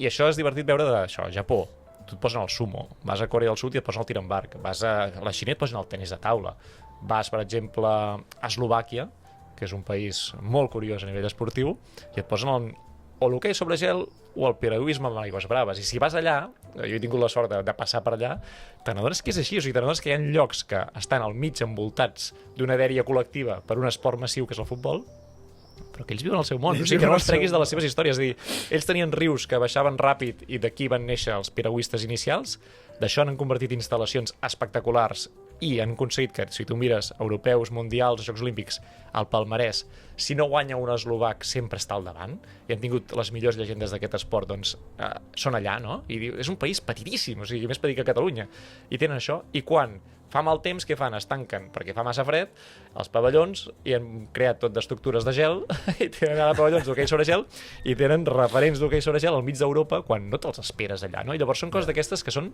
fenomenals, que et lliguen territori amb una manera d'entendre el món que és la seva, perquè és el que tenien allà, no? El seu país. Sí. Si tu vas als Balcans, la gent diu, hòstia, per què les seleccions de waterpolo, les finals poden ser Croàcia, Sèrbia o Itàlia, o sigui, sempre són països molt centrats en aquella zona del Mediterrani. Doncs si tu passeges per Croàcia a les platges, trobes porteries de waterpolo al mar. I és una cosa que aquí, tot i que tinguem equipassos de waterpolo, no tenim associat això. En canvi, és una cosa normal. Llavors, és molt divertit trobar el fet que lliga a la història de cada país, la manera d'entendre, no? Croàcia amb el mar doncs, té una vocació i d'aquí neix que puguis la gent viure això com un esport propi. Si vas a Mongòlia, que no seria la potència esportiva número 1 massa en res, potser entendràs que hi ha esports que només es fan allà. I per alguna cosa amb la hípica... Clar, és a dir, fora conyes, però tot el que són esports de cavall n'hi ha que només es disputen al món a Mongòlia. I segurament serien apassionants veure'ls al mig de Molins de Rei, en aquest cas, o d'on fos, no? No s'han exportat mai, no? No s'han exportat perquè ningú ha entès que allò fos necessari. Ara, en canvi, ells, que necessitaven moure's d'un lloc a l'altre, un país extensíssim i amb molt poca població, els cavalls era el seu dia a dia. I si tu volies passar bé, feies uns jocs, i després d'aquests jocs els creaves competicions, i tenen competicions de cavalls per donar i per vendre. O sigui, podien fer Jocs Olímpics de cavalls. Estan reglamentades, per tant, són esports, el que dèiem abans, però que només... Això és apassionant. Això és una de les grans...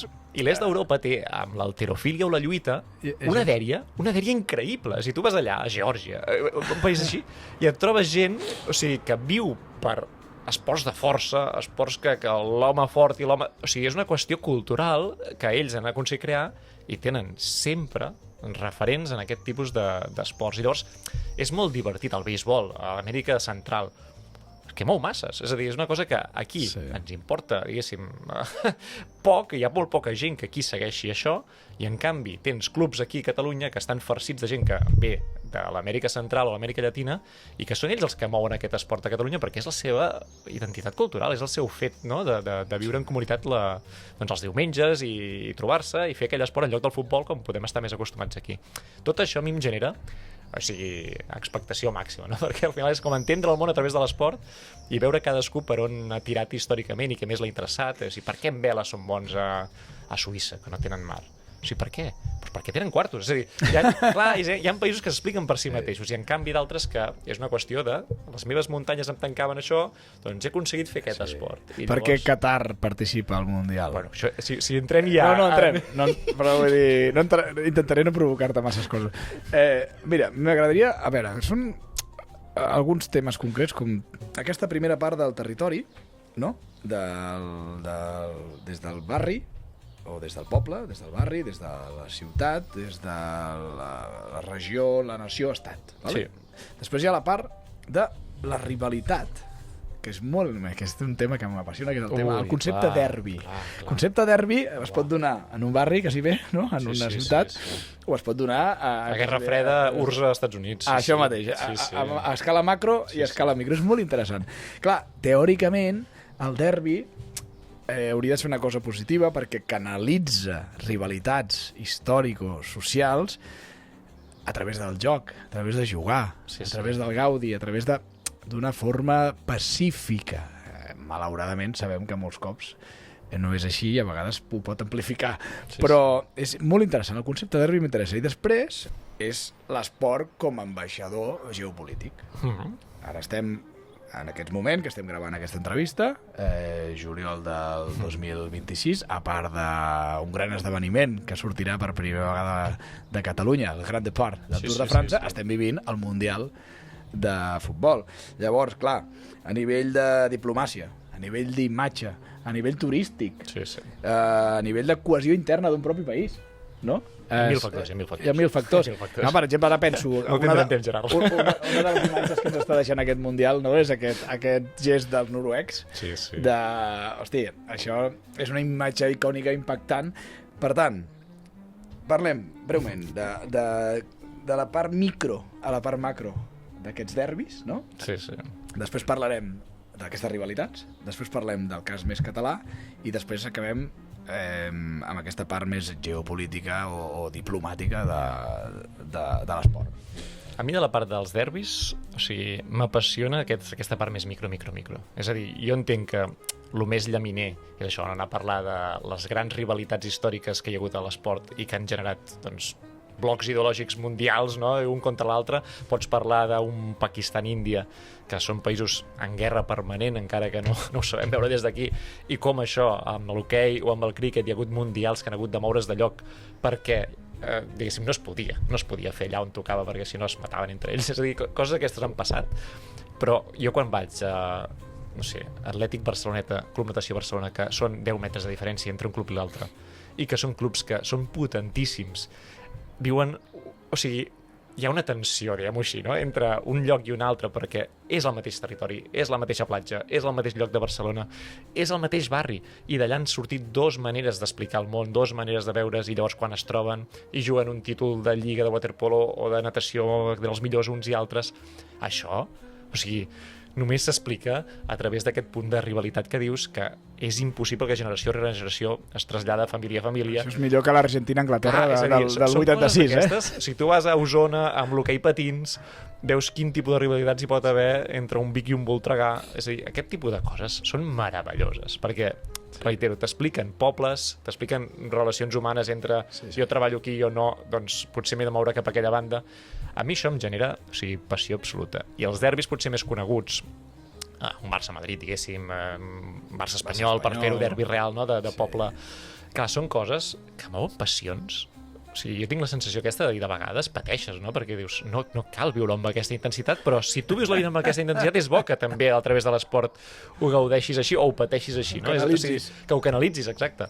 Jo crec que és interessant, però jo crec que l'esport no s'explica sense aquests derbis, sense aquesta, diguem-ne, més passió, sense aquestes rivalitats. És a dir, si tu fos una cosa més estàndard, més asèptica, més anodina de manera de fer, molta menys gent estaria interessada per l'esport. Si tu no et genera aquest sentiment i aquesta passió, si tu ara veus l'afició de futbol que té a l'Europa, o al Sant Andreu, aquest tipus de clubs barcelonins que sempre han viscut a l'ombra i que han sabut crear discurs i relat els darrers 10-15 anys i ho han fet a través de barri i picar pedra i que la gent vagi a l'estadi, vagi al camp, tu veus el que tenen ara i dius, ostres, es poden crear nous derbis i noves rivalitats que sí que podien ser històricament, però que la gent les visqui com el Barça-Madrid, o sigui, com una cosa de passió absoluta. En el segle XXI això es pot crear encara. I llavors són coses que a mi m'agrada veure que no estem perdent, no? No, hi ha una certa tendència a aquest retorn, no? Ara al futbol, allò del futbol modern, no? Sí. Aquesta crítica de dir, mira, jo és que ja estic fart del Barça, del futbol global, cada vegada s'està convertint més en aquest show. Ja no com més t'allunyes del que veus, perquè no et representa, perquè no són els teus valors del dia a dia, s'està tornant molt... Segur que he de seguir això, o sigui, segur que m'he de conformar amb això. Puc intentar baixar-ho al meu lloc més proper i a veure si jo amb el granet de sorra ho baixo a la meva realitat, no? Però alhora, si fas l'anàlisi des d'un punt de vista sociològic, no, més aviat antropològic, que deies tu, d'aquestes passions i tot... És veritat que hi ha aquesta voluntat de retornar d'aquest orgull del meu club, del meu barri, del meu poble, del meu país, però alhora, clar, també tot es fa més global, és a dir, jo veig també que a vegades es copien patrons com més globals, sí, no? Això sí. Que si ara tots hem de cantar la cançó d'aquesta d'un dia de partit, és igual si som del Voltregà o som del Molins de Rei o som del Girona, no? Sí, jo crec que hi ha fenòmens inevitables amb això. A favor de que es retorni més a la cosa de... O sigui, a favor que l'esport desperti la passió que necessita per existir. Que jo tinc la sensació que a vegades, amb això, amb aquesta idea més de consum, que és on potser acabem, clar, t'allunyes. Jo crec que de mica en mica et vas allunyant. Famós quilòmetre zero, Clar, no, o sigui, és un quilòmetre zero portat a l'esport, no? Sí. Però que no cal que sigui el teu club o el teu poble. Potser a vegades pots tenir una passió per una disciplina que no hi és al teu barri més proper o a la teva zona, que potser hi connectes d'una altra manera. No? Clar, és a dir, potser t'interessa certes coses i potser a través d'això recuperes un fil de passió. No sé, jo crec que això sempre és positiu i rivalitats a favor, sempre. Que hi hagin rivalitats, fins i tot de vegades malenteses a mi, m'omple una mica la vida, també s'ha de dir, i per tant està bé que la història la puguem veure també a través de l'esport, en directe. I llavors, clar, abans d'arribar al cas d'aquí, al cas català, diguem, també, clar, aquesta certa utilització d'aquesta passió i la certa utilització de l'emoció a nivell de tots els estatus, nivells més micros, més macros, de tots els colors polítics, també aquesta utilització que s'ha fet històricament, no?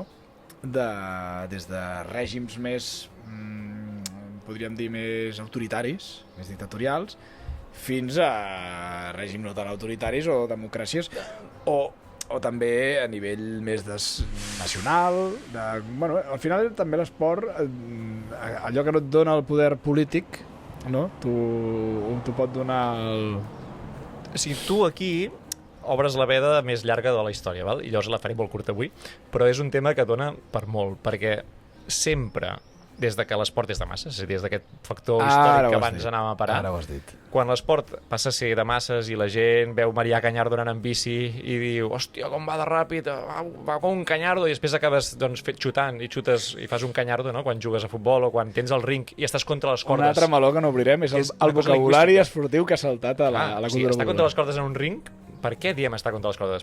Perquè la gent anava al ring i veia que estava contra les cordes. I llavors és una cosa que quan tu passa això, quan tu ja ho incorpores a la fraseologia estic en fora de joc.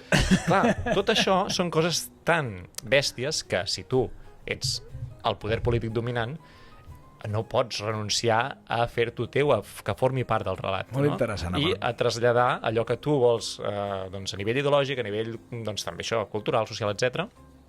Tu traslladaràs unes idees, una manera d'entendre el món, i aprofitaràs l'esport en tots els seus àmbits. I llavors, des d'aquest moment que esclata l'esport de masses, tenim exemples fantàstics, en el sentit més antònic de la paraula, com els Jocs Olímpics de l'Alemanya nazi de 1936, que és un exemple clar d'utilització per fins polítics de l'esport increïble. És a dir, és una gent que ho fa de meravella a nivell de comunicació i de transmetre allò que volen explicar al món, després ve el que ve. Però allò que fan al 36 és per posar-se els pèls de punta, perquè tu tens competicions amb gent de tot el món allà i tu estàs fent el teu relat d'una manera d'entendre el món que, evidentment, històricament quedarà com quedarà i serà tan lamentable com quedarà, però ho fan perfecte en aquest sentit. I això, els règims, el règim franquista, quan ja entra al poder, comença a aprofitar tots els herois esportius, diguéssim, nacionals, que fan alguna cosa en positiu, sigui l'esport que sigui, l'agafen, el fan seu i passa a ser, vulgui o no la persona, la cara del projecte, no? Si tu tens... I la Guerra Freda, que hem parlat abans. Boxejadors, ciclistes, futbolistes, que potser no congregaven en absolut amb les idees d'un règim, però que eren aquell règim, perquè allò que aconseguien ells era allò que aconseguia l'Espanya franquista. Passa amb l'art i passa amb la cultura. Clar. I el que deies dels blocs abans, no? Estats Units, la Unió Soviètica... La RDA, això, no? Per anar a una altra banda i que no se m'acusi d'això, fa una campanya nacional de dopatge espectacular, que ho fa també països capitalistes, però ho dic per fer exemples de diversos, doncs que és per què? Perquè volen mostrar al món que ells són els millors, que ells són els més forts, que són els més ràpids, i això és una manera de dir la guerra freda la guanyarem nosaltres perquè veieu, si som els millors esportivament també serem els millors científics, serem els millors desenvolupant armes o el que faci falta, no? Lligat la carrera a la carrera a la Lluna, diguem, la carrera a l'espai també anava molt lligada. O sigui, al final és dir, jo vull transmetre que el meu projecte ideològic és el bo i faré servir tots els recursos. I l'esport ha format part d'això ara mateix en democràcies. Quan tu veus que un esportista aconsegueix una medalla a cert lloc, tens recepció a l'Ajuntament de torn, tens recepció a la Generalitat, tens recepció a l'Estat, i si no guanyen, no la tens. I punt. I aquell esportista ni cobra el mateix, ni té el mateix futur, ni té el mateix impacte mediàtic, ni res. I això és tan lamentable que continuï sent així com real. I llavors és una cosa de sí, evidentment, l'ús polític de l'esport és... M'agrada aquest esforç de síntesi. Meravella. Perquè, clar, és que podríem fer un segon podcast. Especials. Llavors, bé, doncs no ens entretenim ja en el cas de Catalunya perquè al final no seria ni més ni menys que... Mira, un detall de Catalunya. L'excursionisme, home, això sí que és veritat. Que és com a element central a l'hora d'explicar el país al món. Sí. A través de l'excursionisme, i ho ha fet des de fa molts i molts anys. Hi ha llibres de Francesc Roma molt recomanables que avui no porto i que val la pena per entendre la història del socialisme català contra el franquisme i també a favor de la construcció pròpia, que és una meravella. I jo crec que això és un dels factors que ha fet país, diguéssim, que ha construït un imaginari col·lectiu, i ho ha fet a través de l'esport i de la pràctica esportiva com el senderisme o l'excursionisme, sí. Molt bé. Doncs ara aniríem agafant ja el camí. El camí de tornada, no? No, però encara ens queda, perquè m'agradaria, abans d'anar cap al tram final, que serà més anecdòtic i més juganer, mai més ben dit, com estem reiterant tota l'estona en aquesta conversa, l'esport no és un fet aïllat de la humanitat, de la cultura humana. Per tant, la societat de consum, la immediatesa, l'esport també la vivim. I tant. I la vivim, clar, amb aquesta cosa un concepte anglosaxó que és el sportainment, que seria esport i entreteniment. Tornem al show, a la part del show. Cada vegada més hi ha més show i cada cop hi ha més esport a nivell global, a nivell massiu. Clar, igual que hi havia el fast food, el menjar ràpid, hi ha el fast sport. Llavors l'esport és que al final també ha de lluitar en buscar aquest espai, aquest temps, en fer colzes, fer-se lloc per tenir aquestes audiències, aquest reconeixement que dèiem, no? I, bueno, aquí hi ha un altre meló interessantíssim. Com ho veus tot això? Mira, aquí enganxaré coses que ja han sortit i aniré tancant portes, ja ho veuràs. No, endavant. Perquè, mira, d'entrada, la societat de consum és evident que afecta l'esport. I l'esport, a dia d'avui, hi ha molta vocació a buscar una paraula que la dic en anglès perquè me la imagino més en anglès que en català, que és el highlight. És a dir, que és allò, el moment destacat, això és el que més interessa a dia d'avui, de comunicar a través d'un esport, perquè és el que dius. Si tu aconsegueixes que la gent entri i vegi allò que és espectacular, que és increïble, que és impossible de fer, aconseguiràs que aquella persona connecti amb el teu esport. Si tu això no ho tens, no tens ara mateix la capacitat d'entrar a nous públics, a nova gent que està molt acostumada que li passin 70 coses de fragments diferents i d'idees diferents per davant seu i tu necessites atrapar-lo. Llavors, què fan moltes grans competicions esportives d'avui? Prioritzar els highlights, és a dir, prioritzar que a tu t'arribi la informació del seu esport a través d'un impacte espectacular. Llavors, un exemple claríssim, la NBA, que abans l'hem citat, ho fa perfecte. Hi ha milions de seguidors d'aquesta lliga que no han vist mai un partit sencer de bàsquet. Que no han vist mai un partit sencer de la NBA. Ara, cada dia veuen el top 10 de jugades i veuen una esmaixada fent 360 graus. Veuen una passada per l'esquena espectacular. Veuen un tap que és a 3 metres d'alçada. Saps que són boníssims, però no t'interessa veure els 2 hores i pico que pot durar un partit de la NBA. En absolut. La samarreta dels Lakers la tens. Però fitxaràs, compraràs, et consumiràs, et subscriuràs a veure això, fins i tot et compraràs potser l'NBA League Pass per veure tots els partits i no veuràs cap, perquè no tindràs temps després. Però t'han comprat, diguéssim. Això ho fan perfecte. El meu esport de referència, que és el ciclisme, hi ha una cosa que fa... Sí, no n'hem parlat gaire. I justament no cal. Aquesta setmana el Tour de França, l'històric, mític, llegendari Tour de França, surt des de Catalunya. Fins i tot el Tour de França, que és un exemple de marxandatge increïble, que avui et dic, el passo de puntetes perquè ja estic amb les neurones fregides d'això. El ciclisme a dia d'avui, què fa? Hi ha competicions com la Vuelta a Espanya, que el seu director el que pensa és que com més curtes siguin les etapes, com menys coses passin durant l'etapa, et diria que millor, mentre l'últim quilòmetre sigui un mur on tu tinguis 3 minuts o 4 televisius espectaculars. Per què? Perquè tu saps que si la gent connecta aquell moment, veurà espectacle. La resta li importa poc. I aquesta idea d'esport de resistència, de fons i tal, de mica en mica es va perdent perquè ja no interessa tant, perquè ningú pot estar sostenint 5 hores de la seva vida davant d'una pantalla. Necessites temps concrets, temps limitats i encapsular les coses com més millor perquè la gent ho col·loques tot i t'arriba l'impacte finalment. Aquesta, diguem-ne, economia de l'atenció, bueno, més que economia, aquest dèficit dèficit d'atenció, però és veritat que aquesta economia que busca aquest esport, clar, lliga una mica amb un fenomen que jo no sé si es consolidarà o no, perquè al principi semblava que havia de ser la gran revolució, i jo no sé, que era el fenomen aquest de la Kings League, no? Sí. Que al final és més espectacle que futbol. Clar. Va per aquí, però no sé si semblava que no sé si ho patarà tant com ho hauria de patar, jo crec que ja ha passat el seu... Vaig sentir molts cops, no?, aquella frase tòpica de és que ara el futbol ja ningú aguanta un partit, ja no s'ho mira. Bueno, això és com la gent no sé si pot competir amb el... O sigui, això és com la gent que diu, no?, la televisió ja no és important la graella, ara, o sigui, el lineal no importa perquè la gent s'ho mira tot per aplicacions o per la tauleta, el mòbil, on sigui. Correcte. Tot això és mentida, és a dir, al final hi ha un volum de gent important de la població que té uns costums culturals de consum que no són els que ara, diguéssim, estan en auge entre la gent més jove, que al final cada generació s'ho fa seu, no?, i s'ho fa a la seva manera. Jo crec que la Kings League ha estat un exemple d'un projecte de marxandatge sense base al darrere, no? És un projecte de màrqueting pur i dur que sí que t'oferia idees molt innovadores, però si aquestes idees no tenen base i no es consoliden als barris o a la gent on fa futbol quan és petita, per què t'ha d'interessar allò si al final tu el que estàs fent és una altra cosa, no? I llavors jo crec que els hi falta un punt de trobar el cercle, no? O sigui, de fer aquest 360 graus jo crec que la gent ha aconseguit fer. Crec que han començat la casa per la teulada en el sentit de dir i els hi anat molt bé, o sigui que una cosa no nego l'altra, però crec que els hi ha faltat aquest punt i potser moren i ja està, i no passa res més efímer del que sembla, no? Però hi ha altres coses que jo crec que sí que neixen pensades d'una forma que puguin sostenir-se. I ara torno als Jocs Olímpics quan deia com han de lluitar ells contra aquestes generacions, com si per ser porta d'interès per aquests joves que es fixen amb els eSports, si ells estan proposant coses que venen de la Grècia clàssica, algunes, no? És a dir, com poden intentar transmetre un relat històric que quadri amb la joventut d'avui en dia? Clar. Què estan fent els Jocs Olímpics?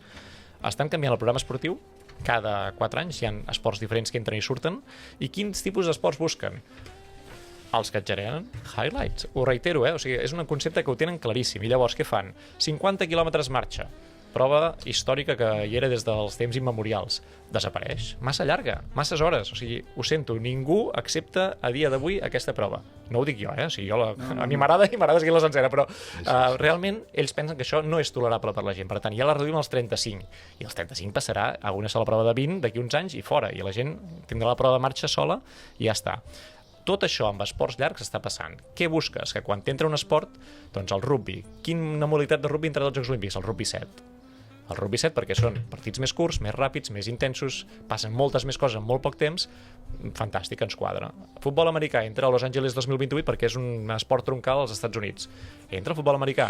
No, perquè és inaguantable a nivell de partits, inaguantable, reitero, no ho dic jo, el que pensa la gent a dia d'avui. Doncs fas el futbol bandera, el futbol flag, que són pim-pam, pim-pam, pim-pam, coses ràpides i això, busquen això, no? Busquen coses curtes i busquen coses urbanes, o sigui, skate, el surf, que no és urbà, però entra dins aquesta cultura més, diguem-ne, urbana del món. El breakdance, que va entrar a París 2024, el bàsquet 3x3. Són esports que, em sap greu dir-ho, no tenen la capacitat de transmetre l'emoció que poden tenir altres esports a nivell clàssic, històric, de passions, de que arrelen països i els fan créixer, però, en canvi, a nivell de consum, et quadren perfecte, perquè duren poc, són ràpids, passen coses tota l'estona. I llavors això per ells és essencial perquè el jove pugui connectar amb allò i pugui entrar-hi d'una forma ràpida, fàcil i digui, això és el meu referent. Lligadíssims a la globalització. Clar. Ara sí que m'agradaria fer una cosa una mica més relaxada, divertida, picadeta, per anar fent baixada, que a mi m'agrada molt el tema dels tops i dels rànquings i de sorprendre una mica el convidat o convidada. I en aquest cas, havia pensat proposar-te, et llançaré com... Si algun no el vols, clar, no passa res, però si em pots fer com un top 3 de coses que et diré relacionades amb l'esport i amb tot el que hem estat parlant. I el primer, abans de parlar més d'esports, és que m'agradaria que perquè sé que tens una anècdota amb algunes anècdotes molt interessants sobre el món de l'esport, i ara que estem la setmana del Tour, hi ha la gran anècdota aquesta del Mallot. Si em poguessis explicar breument 3 anècdotes d'aquestes que t'han fet somriure, que t'han agradat, que t'han interessat molt, però breus, del món de l'esport. I perdona que et condiciono jo la primera, que seria aquesta del famós Mallot groc, que aquesta setmana començarà a rodar. Mira, el Mallot groc té la diversió de que neix com una qüestió política pràcticament, i això és interessant de veure, perquè al final el Tour de França, l'organitzador inicial necessita vendre diaris, no? I això ho explica molt bé un llibre que després sí que aquest el puc treure un moment. Sí. També et demanaré 3 recomanacions. Perquè anava a dir, val la pena, no? Que la gent ho vagi a la font i que ho explica millor, molt millor que jo, però el color groc, diguéssim, que és aquesta idea de Tour, de França, de líder, o sigui, que supera la competició en si mateix, i la gent quan veu groc ja pensa en el Tour, no? Això al final no deixa de ser una guerra entre diaris que tenien pàgines d'un color o d'un altre, i que quin color acabes triant per fer competència al teu rival i poder guanyar la batalla, i com el ciclisme entra aquí com una cosa, diguéssim, tangencial, que acaba sent absolutament central i acaba condicionant un país sencer. Llavors, trobo que és divertit que hi hagin coses que a dia d'avui les veiem doncs com una cosa feta, doncs això, no? Tu ets el Mallot groc. Això li pots dir a una persona que no és ciclista, que és el líder d'una cosa, no? Aquesta idea, que la tenim interioritzada, com neix d'una cosa tan simple com una batalla per intentar vendre diaris. I llavors a mi aquest tipus de coses són... Les històries de l'esport. Són les que et dius, ostres, això és xulo. I aquest, per mi, ara que tenim el Tour en marxa, crec que es posa al davant, perquè és una cosa, això et dic, que tothom assumeix, però que ningú sap massa per què va groc, no? I per què altres competicions esportives que no tenen res a veure amb el Tour, on hi ha ciclistes, el primer va groc. Això la Volta a Catalunya ho salva, però hi ha altres que no, perquè no tenen identitat pròpia i diuen, home, el fàcil és que el primer la gent sap que és el groc, doncs el posem groc també. Hi ha moltes competicions globals que ara ja van amb el groc al davant, no? I llavors, tot que vingui d'un diari o d'una guerra del cas Dreyfus a França, o sigui, a mi m'explota el cap i és una cosa que... I 2 anècdotes, 2 històries de l'esport molt breus, que diguis, aquesta és molt interessant, busqueu-la o investigueu-la perquè és molt interessant. Mira, llegiu sobre això. En clau de gènere, una de olímpic és el que segurament més tinc al cap sempre. 1896, Atenes, és un esport, una competició esportiva, per homes, 100%. No s'hi permeten les dones encara en cap de les competicions. Bueno, prou feines tenen ja el sufragi universal. Al 1900 sí que hi ha alguna que ja comença a competir, oficialment està recordada com la primera dona esportista o la primera que guanya una medalla, etc. Però 1896 és una dona que es farà la marató. La marató és una prova, doncs, que en aquell moment sembla impossible. A dia d'avui hi ha ultramaratons que duren dies i dies. O sigui, hi ha coses bèsties, però aquell moment era la gran bestiesa del moment. Sí, tant. Doncs surten i hi ha una dona allà que diu, ei, jo també vull córrer. I li diuen, home, no, o sigui, tu ets una dona, no pots, no? Diu, no, com que no puc, no? Si jo vull anar, no, de marató a Atenes, jo vull fer això, jo no soc mare de 2 fills i necessito fer això. Això és entre la crònica real i la llegenda, perquè hi ha un punt de coses de l'època que costa de saber què hi ha del cert. És Tamatha Rebitti, que també la coneixen com a Melpomene. Hi ha aquest punt de llegenda i realitat. Aquesta dona el que fa és, el dia següent de la marató, o sigui, quan no la deixen sortir, vaja, el dia que toca, doncs ella decideix fer la marató sola, i el dia següent la corre. I arriba a Atenes, i en cronis que diuen que arriba al lloc de l'estadi final, no la deixen fer a l'entrada de l'estadi, i vaja, que acaben detenint i tot, no? O sigui, aquell punt de cosa impossible que no podies permetre. Doncs jo crec que és un cas d'aquests de com persones al seu moment veuen què està passant, els interessa, però no formen part del moment històric en què això estava permès, no? I a mi aquest punt de gent que trenca barreres o que posa coses a prova sempre ho trobo interessant. I a part de fer els tops 3 més breus, una última... Perdó. No, perquè ara els tops 3 sí que anirem més picats. Una última història de la història, però breu. Mira, una saltadora que es diu Olga Korbut, que fa un salt a nivell de gimnàstica artística, que es puja a les barres paral·leles, estem parlant de l'any 72. Això són... Únic? Sí, aquest tipus de coses que es feien. Hi ha salts prohibits, és a dir, és un moment en què tu, en aquell moment, es deixava fer tot. Olga Korbut. Una llegenda, estem parlant. Sí. I feia un salt que era des de dalt de la barra, un mortal, i cap avall, val?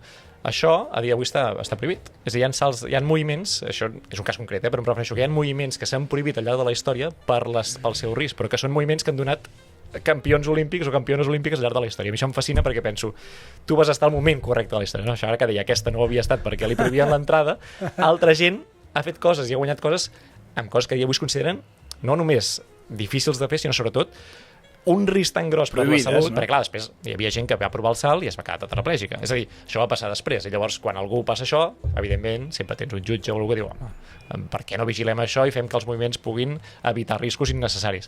I és lògic i és saludable que així passi, però mola molt que hi hagi casos històrics pel mig que diguis, amb això ara no podries competir, no podries guanyar. I llavors és divertit que això passi. Ara et proposo, 6 tops 3, val? Picats, més que desenvolupar-los. Sí, intento anar al gra. Aquesta és la part divertida. Bueno, aquesta conversa espero que us estigui agradant. Ja sabeu que podeu anar deixant diversos comentaris quan fem l'estrena, i si no, a la caixa de comentaris, perquè ja... I fins i tot aquests top 3 també us animo a que deixeu comentaris. Això. Va, comencem. Comencem pel Roger Castillo. Vinga, va. Top 3 d'esports que hagis practicat. Val. O que t'agradin. Mira. Que t'agradi practicar, Sí, ara mateix ciclisme, és a dir, a part de gaudir-lo, m'agrada practicar-lo. Tenis l'havia practicat bastant de petit i m'agradava molt. I gimnàstica artística, que també l'havia fet. També l'he fet aquí a Molins amb un grup que era tot noies i jo. I llavors era bastant divertit, també. Hòstia, no sabia això del tenis, que devies jugar de petit. Sí, les pistes d'aquí al poble que van desaparèixer, llavors va desaparèixer la passió, diguéssim. Sí, les mítiques pistes de tenis. Hi havia dificultats, sí. Però sí, jo diria que aquests 3 poden quadrar. Aquests són els que ha practicat el Roger. Llavors, 3 com a gran divulgador i gran evangelitzador de l'esport minoritari, diguem. El top 3 d'esports d'aquests minoritaris que no coneix ni Déu. Mira, deixa'm fer una excepció. O sigui, deixa'm fer-ne un d'entrada que el coneix molta gent, però que necessito dir-lo perquè el porto avui la samarreta, que és la pilota valenciana, que és una samarreta d'aquestes ja culturals, no? Perquè al final l'esport i què passa al món, no? Pilota valenciana no el coneixem aquí. O sigui, a Catalunya ningú sap com va. El País Valencià és religió. O sigui, és un esport que amb un top m'agrada explicar-lo perquè és que no tenim consciència de què és un trinquet, de què són les travesses, de què són la vida que passa als carrers del País Valencià i els trinquets. És increïble. O sigui, és un fenomen de massa, de poble. De masses, però de poble. És aquell poble de barri, sí. I jo l'adoro. És un esport que m'encanta. Pilota valencià. Recomana des de Catalunya pels que no sou al País Valencià. No deixa de ser minoritari. Clar, però allà no. Allà no. Això és el que em refereixo. Allà no, però em refereixo a nivell global o a nivell... És un esport minoritari, per tant, pilota valenciana. Pilota valenciana, sens dubte. El segon. El segon, segurament, vaig a una fricada, val? O sigui, però faré coses diferents, perquè ja que és un top 3 anem a riure. Tu manes. El Quidditch. O sigui, Quidditch. Un esport que neix... Aquí vaig perdut, jo? No, un esport que neix de Harry Potter, que neix de la saga de llibres, que se li inventa una escriptora i que posa unes normes escrites... La meva filla em matarà. Clar, és a dir... Com d'això passes a que hi hagi gent que tingui equips de Quidditch i que juguen amb una escombra entre les cames perquè no saben volar. Perdó. I doncs a partir d'aquí es formen normativa, aquí reglament... es nota, Roger, que ens portem pocs anys, vale? Sí? 3-4 anys de diferència, tu i jo, però es nota els que vau mamar Harry Potter. Sí. Ai, ens vam quedar, sembla més la generació, però... Sí, jo, malgrat l'autora, diguéssim, és una saga que la tinc tan a dins que d'això, que...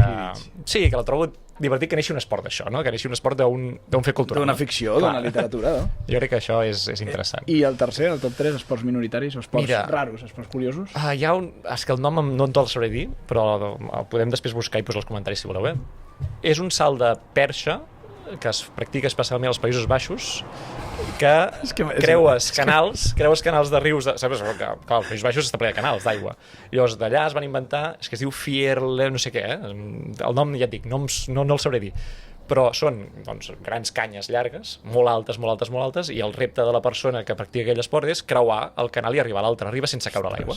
És espectacular, o sigui, s'enfilen i a través de la inèrcia, no? És una qüestió física, doncs has d'intentar començar a moure el pal cap a l'altra banda i en algun moment deixar el pal saltar i arribar prou lluny per arribar. I això històricament, quan neix? No és una cosa recent? No, és d'aquests que, jo m'imagino una festa major que devia algú inventar-se'l i allà es va quedar, però que ara hi ha llocs que no són els Països Baixos que també l'estan fent perquè és interessant. Tenim aquest top 3 amb la pilota valenciana, amb el Quidditch i amb aquest esport, aquesta perxa, diguem, holandesa, no? O neerlandesa. Sí, perquè sempre hi ha esport de lloc, que és sorprenent. Després, un altre top 3. Esports... Top 3 de... Anem al contrari. Sí. Top 3 d'esports de masses. Quins són els 3 esports de masses massius que t'agraden? Com que jo el futbol l'he deixat de mirar des de fa uns quants anys, jo havia arribat a comentar partits de futbol, imagina't, però... A mi em passa bastant el que et passa a tu, excepte el Mundial i coses així, que llavors... Jo hi entraria de gust, o sigui, no dic que no, però realment, com que aquest l'he abandonat una mica a la meva vida... Em sembla molt bé. Em quedo amb el concepte de bàsquet NBA, jo el compro. Soc d'aquesta gent que em puc menjar coses contradictòries al 100%. Bueno. Em quedo amb ciclisme, sense cap mena de dubte, perquè és el que més segueixo i és evident que... I és el que més divulgues, també, no? Sí, és el que més divulgo i tal. I jo diria que a partir d'aquí, és que em quedo amb dos, Són els dos que realment estic més connectat. NBA i ciclisme. Sí, a veure, si puc triar un altre que no és tant de masses, però que jo el compro com a masses, és el biatló. Ja sé que la gent no el segueix. Biatló. Però jo el consumeixo com un espectador que no ha anat a veure biatló en directe a les competicions de biatló i per tant el consumeixo com un espectador de tele. Televisiva. I llavors potser amb això sí que t'ho compro. Biatló m'agrada molt. Per tant, l'NBA, el ciclisme i el biatló. Sí. Top 3 d'esports arrelats o històrics a Catalunya. A veure, aquí podem anar a hoquei patins sense cap mena de dubte, que al final és el que ens defineix d'una manera increïble. És que... Sí. Jo diria que si puc sumar i em deixes la llicència... Jo et deixo el que vulguis, no faltaria. Excursionisme, alpinisme, aquesta idea... Sí, estic d'acord. Abans hem fet aquesta reflexió. Crec que és important fer-la perquè és que realment construeix país. I tots l'hem practicat. I potser un tercer, per sortir una mica d'aquesta idea, aquesta banda abans que dèiem de natació, aquesta idea, a mi m'agradaria incloure-la aquí. El waterpolo, la natació, hi ha molta tradició. Sí. Ara, realísticament és diferent, és una cosa d'abast diferent. Si fos el 4 potser ja diríem curses de muntanya, esquí de muntanya, coses que també estan molt vinculats a la natura. Jo crec que Catalunya té molt esport d'aire lliure, de natura, de palpar territori, que és una cosa positiva del país on vivim. Bueno, tenim la sort també que és un país que en poques distàncies estem del mar al Pirineu i com deia el país arrugat, que deia el mestre Yoda. Llavors, top 3 d'esports socials, a veure, inclusius, esports que tinguin un aspecte més social o més inclusiu. Mira, a mi m'agrada molt aquest esport que arriba, això, cricket, béisbol, aquesta idea de crear comunitats en un país on que, ho estic vinculant a Catalunya, però que crec que és interessant, és a dir, crec que és molt interessant el que s'està fent, que hi ha federacions que al final és gent que està arrelant a Catalunya a través de lligams amb altres federacions esportives i amb altres competicions i que ho fa a través del seu esport origen. Jo crec que això és xulo, que hi hagin espais de compartiment que no són tan fàcils de trobar, que de vegades separem molt les coses i va bé trobar aquests punts d'unió de comunitat entre gent de cultures diferents que viuen en un mateix país, i no sé en quin em quedaria d'ells, però en qualsevol d'ells em serveix, que aquí no és tradició però que en canvi gràcies a aquesta gent sí que es practica i sí que va creant comunitat. Això seria un. Llavors, esport adaptat. Jo crec que hi ha esports que estan fent molt bona feina, és a dir, que qualsevol persona, independentment de la seva condició física, pugui fer-lo. Hem de parlar amb aquest terme, esport adaptat. Sí, l'esport adaptat jo diria que és l'esport... És el concepte que hem d'utilitzar, diguem. Jo diria que sí, i que hi ha meravelles ara mateix. Hi ha natació, per exemple, hi ha competicions que estan unides, nedadors amb discapacitat i nedadors sense discapacitat alhora, i són coses que s'estan provant i que m'estan funcionant bé. Per tant, em quedo amb natació, però podria tirar-ne d'atletisme, podria tirar gent que s'ho està corrent molt i que aquestes portes estiguin obertes. I potser així, algun altre d'inclusiu. A mi m'agrada la natació artística que l'hem citat al principi, que és l'esport contrari al que estem acostumats. En general, l'esport ha estat sempre territori d'homes, en la majoria dels casos, i m'agrada molt que la natació artística sigui una porta on ara els homes entren, que ja poden competir. De fet, serà l'últim esport olímpic que de gènere hauran d'haver-hi els dos, que això és una cosa que l'Olimpisme ha anat treballant, i els homes ja tenen l'opció de ser-hi. I m'agrada triar-lo com a contrapunt al que estem més acostumats, no? Sempre estem acostumats a que primer els homes fan coses i després les dones miren el futbol, no? Ara sí que seguim que poden jugar bé i ens ho podem passar bé, no? Doncs hi ha esports que han anat al revés, i m'agrada que hagin fet també aquest camí i que puguin obrir la porta ara a dia d'avui. Bueno, i aquí abans de tancar també m'agradaria mencionar un esport per una persona que coneixem també tu i jo, que és el nandú, els ambaixadors, que és aquest esport que és la bòxia, que alhora és... Sí, precisió, petanca, és un punt... amb cadira de rodes, que des d'aquí una salutació al Club Esportiu Sebastià Massana, en Pau Descansi, que va ser un dels grans impulsors. I sempre hi ha pobles i gent que té aquest tipus de clubs i d'aquest tipus de propostes que són cabdals, essencials. I per tancar aquests tops, molt bé, donat de sí aquests tops, molt bé, t'he vist bé. Un top 3, però ja més de de literatura o d'assajos. L'últim número d'aquesta revista semestral, que és un especial de la relació del Tour amb Catalunya, ja que aquest any això és... el gran depart, 132 pàgines d'això, la gran sortida. Us ha d'agradar molt. Aquí teniu alguns exemplars de la revista Fosbury, val? Que hem comentat abans. Vinculat al que deia abans, Ramon Usall, un segle costa amunt, una història política del ciclisme. Si us agrada l'esport, ja no només el ciclisme, és una referència històrica rere referència històrica ben explicada pel Ramon, que és un crac a nivell d'historiografia de l'esport, i a més sempre des d'aquesta visió més combativa de coses que passen i que transformen món. A mi això meravella, i és un llibre que està a partir de històries fragmentades molt ben explicat. Història política del ciclisme, un segle costa amunt, de Ramon Usall. Molt bé, interessant. Aquí us porto aquest. Aquest és més antic, és Jordi Camps, el 2008 es va publicar, per tant s'haurà d'actualitzar algun moment o altre, algú haurà de fer aquesta feina, Cossetània ho va publicar, que és més enllà dels anells, és com els Jocs Olímpics doncs, tenen cares A's, cares B's, cares C's i cares D's, podríem dir, no? Al final és una visió crítica de la història dels Jocs Olímpics. Hi ha molts llibres que parlen d'això en altres llengües, però en català el Jordi Camps va fer l'esforç de fer-lo i des d'aquí el valoro. Molt bé, molt bé. Aquí tenim una altra cosa olímpica, que és córrer sense por. Aquí ja entrem en una cosa més Giuseppe Catozzella, més de narrativa, que és la història d'una esportista doncs, de Somàlia que acaba participant en Jocs Olímpics i tota l'èpica que potser hi ha al darrere la seva vida i el fet d'intentar aconseguir-ho. Això no deixa de ser una història real, no? Diguéssim, novel·lada. És una novel·la. És una novel·la. Sí, és una narrativa, diguem. Però també m'agrada que hi hagi novel·les que agafin l'esport. Això és un premi llibreter. És un top 5, ja, molt bé. Sí, farem un top 5. Rita Bullwinkle, Cop de llum. Aquest és premi llibreter recent, ara, de fa... Finalista, Premi Pulitzer. Poca broma. Poca broma. No sé si agradarà a tothom, però en tot cas són noies joves que estan en un campionat de boxa, com els combats les van unint o les van separant i ja està, van narrant combats, però és pura literatura, és a dir, no té, l'únic que té és inspiració amb l'esport i amb un esport que és la boxa, i com a partir d'aquí doncs passen coses. Home, però me'n vaig del fet de la història, o sigui, això ja no, això és una invenció total, és narrativa pura i dura. Com has anat aparant d'un assaig, podríem dir sociopolític, sociològic, no? Sí. A un assaig sobre els Jocs Olímpics, a una novel·la tot i basada en fets reals i a una literatura de l'esport. Et reservo el millor, Literatura de l'esport. I espera't, que em queda... Reservo el millor. Hòstia, no mos... Oh! Això ja és un còmic, que sé que en qüestió de cultura necessitem doncs atreure coses d'aquestes. Has tingut una sorpresa, No porto ni Astèrix als Jocs Olímpics, ni Massa Gran als Jocs Olímpics, ni aquest tipus de... el Teo als Jocs Olímpics, o sigui, aquest tipus... No ho porto.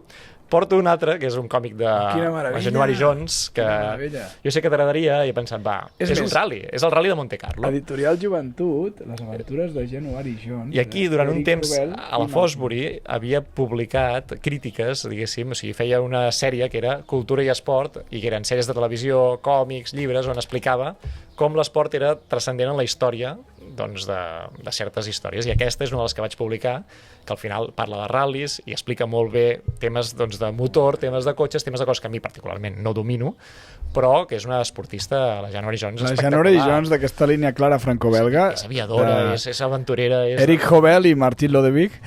Mira, vaig fer un vídeo, teniu un vídeo aquí a Qüestió de Cultura sobre el còmic franco-belga, la línia clara, i realment, com que no la conec massa, no ho vaig mencionar, però... Hosti, de fet, et demanaré un favor, me'l podries deixar? Evidentment. No, aquest el portava amb tota la intenció del món. Sabia que no estava referenciat aquí al canal i he pensat, aquest li agradarà i serà la sorpresa final. Fabulós, Roger. Bueno, aquest final, clar, amb totes aquestes recomanacions que ens ha fet el Roger, jo crec que és la cirereta del pastís d'aquesta conversa, que ha sigut interessantíssima i amb moltíssim contingut. I a cada excessiu. Esport, cultura i esport són una mateixa cosa i que... Bé, jo em quedaria amb la reflexió final, a veure quina reflexió fas tu, però és de dins d'aquest món més globalitzat, d'aquest fast esport, d'aquest consum i tal, que, bueno, que seguim mantenint aquest vincle o aquesta relació amb aquest esport més proper, que hem dit, no? Que ara més cap al final en contraposició una mica a aquest esport global, aquesta rapidesa immediatesa, però que busquem també una mica ja per una qüestió de cadascun de nosaltres, pel nostre benestar personal, emocional, aquesta relació, aquest vincle amb l'esport que ens fa més humans també. I una reflexió també, fixa't que l'esport, quan tu tens ganes de fer esport, tu vols tenir temps per fer esport. I llavors, quan la gent practica esport i té temps per fer-ho, acostuma a fer proves o reptes o idees de llarga distància. Justament aquesta societat de consum que ens porta coses tan específiques a nivell de consum, tan curtes, nosaltres som al contrari, a nivell individuals, perquè quan tenim ganes de fer alguna cosa no volem estar 5 minuts suant un moment i parar. Ens agrada doncs, passejar, ens agrada córrer, ens agrada sortir. Si podem 2 hores millor que una i si podem 3 millor que 2, és que al final jo crec que és una mica aquesta idea de fons de la dualitat entre el món cap on ens està encapsulant, de consum curt i de cosa que no tens temps d'entendre què està passant, quan en canvi quan tens temps i t'agrada llegir i estar-t'hi una estona o t'agrada córrer i sortir al màxim d'estona que puguis, no? Com estem en una dualitat que no trobem la solució, tant de bo la trobem. Bueno, Roger, moltíssimes gràcies. A tu, home. Un luxe. Sé que a més a més és una setmana complicada per tu. Això sí. Perquè estàs bastant embolicat amb bastants projectes. Moltíssimes gràcies. Crec que ha quedat claríssim que l'esport és antropologia, sociologia, és humanitat, és cultura, per tant, com sempre dic, tot és qüestió de cultura, i en aquest cas ha quedat claríssim que l'esport és qüestió de cultura i que el Roger ens ha transmès aquesta passió. Jo m'ho he passat bomba. Que bé, que bé. M'ho he passat jo també, bé, jo també. S'agraeix aquest espai. I crec que més endavant potser ens tornem a veure qüestió de cultura, perquè hi ha molts temes per on estirar i podria ser el nostre referent el padrí, no? En temes esportius, podria ser un gran referent en aquest canal. Moltíssimes gràcies, ens veiem, que vagi molt bé el Gran Depart, la gran sortida del Tour, i ens ho passarem bé i que tinguis un molt bon estiu. I igualment, a tothom, també. Moltes gràcies. Adéu, fins aviat.